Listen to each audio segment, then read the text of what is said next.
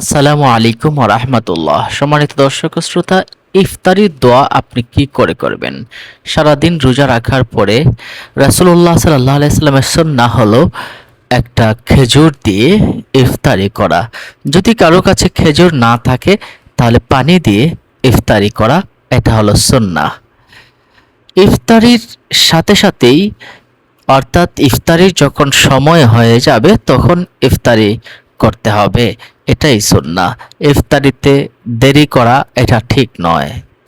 আপনি যখন ইফতারি করবেন তখন এই দোয়াটা আপনি করবেন, এটা হাদিস শরীফের রয়েছে।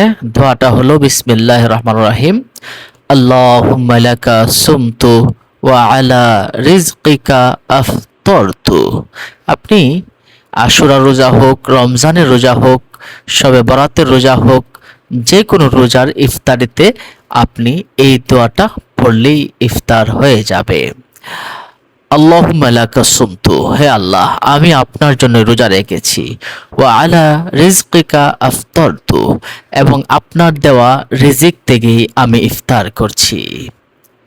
এই দোয়াটা পড়ে আপনার ইফতারি করবেন। নিশ্চয়ই বিষয়টা বুঝতে পেরেছেন।